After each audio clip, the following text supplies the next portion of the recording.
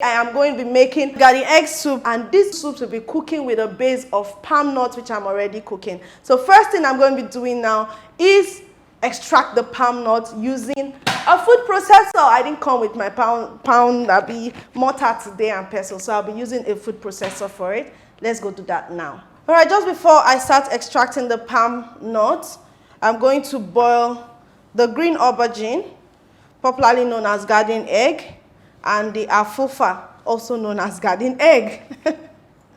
All right, so my palm nut is ready. This is the kneading pin, not the blade pin. When you want to extract palm nut with your food processor, you use the kneading pin, not the blade. So I'll drop that in here and get the palm nut out. I think that's enough. I'll do it 2 times. All right, we go.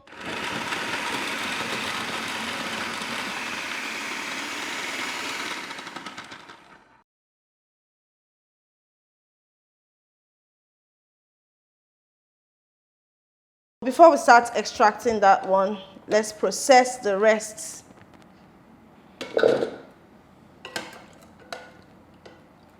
And be sure not to take sand along with you, because nobody wants to eat soup with sand.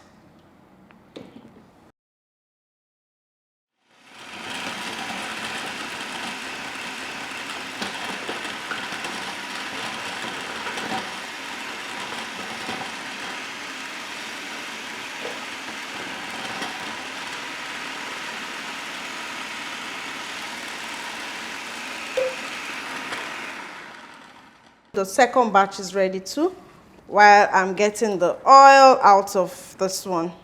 So you can see the oil is out. You rinse it out completely. So you get the chaff and you get the palm nuts. And this is the extract I get. So the next thing I'm going to be doing now is to pour this palm nut extract into the pots I'll be using. You actually don't need to overcook your garden egg here, because it will still cook inside the soup. So I can work with what I have now. I'm still going to process it. Now, one reason when we're kids why we don't like garden egg soup is because when our grandmothers or our mothers mash them, they have the strings. So kids really don't like to see stringy things in their soup. So if you want them to eat it, just puree it completely and they will eat it. They will know. So that's the style I'm going to be doing, because I want my sons to eat this. I'm going to puree it completely. My garden egg is ready, and I will just take it over here to process. So you just pick it up from here.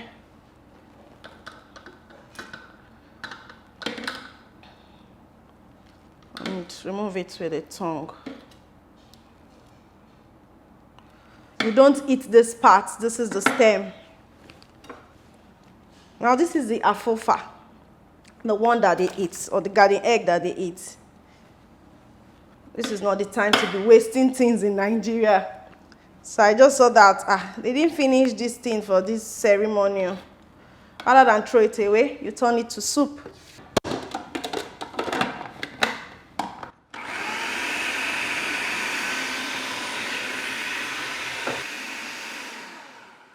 All right, so this is ready. Well pureed.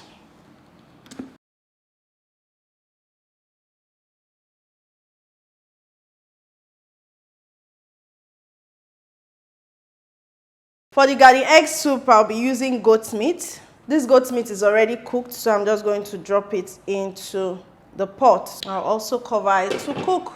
I'm going to start blending the pepper now. So I'm going to be adding crayfish. This crayfish is Calabar crayfish. 1 whole onion, meat stock, meat water to blend it.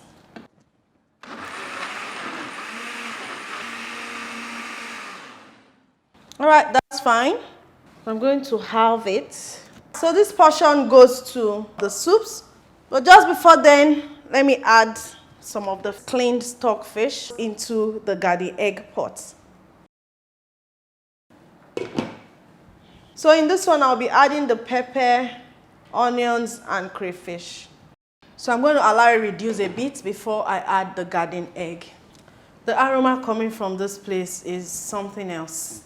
I really cannot explain it. I wish I can capture it and send it to you guys somehow. But this is really good. So I'm going to be adding my pureed garden egg. Now the reason why I pureed it this much so that kids can eat it.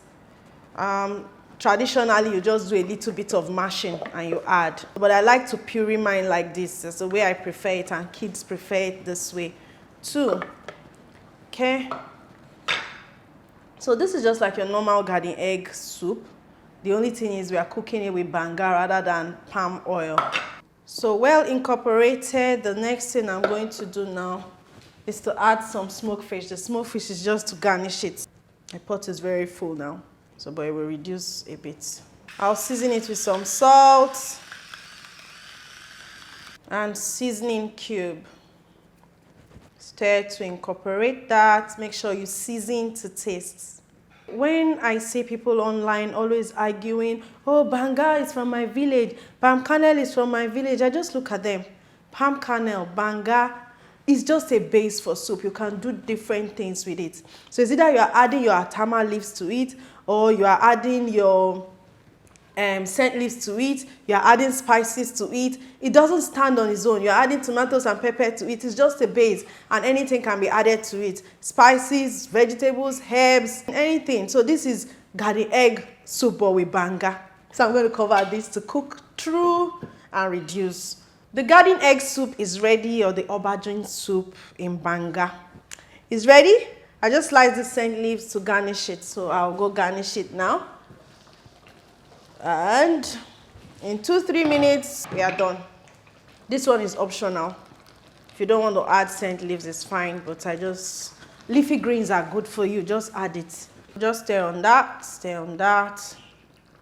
This brings back very beautiful memories. My grandmother makes this garden egg soup with banga or palm nut extract. Beautiful.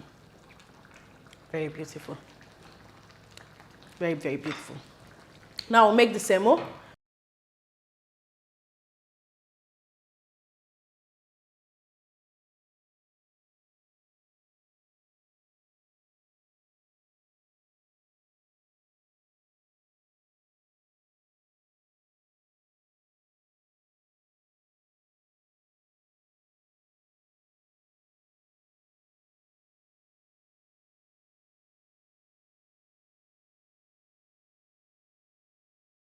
This is the garden egg.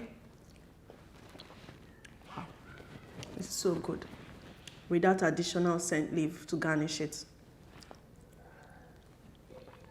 So good. You can hear the, it's so good. Like, so good. See, we have very delicious soup in Nigeria. Very, very delicious. Too many. This is so good. And nutritious as well.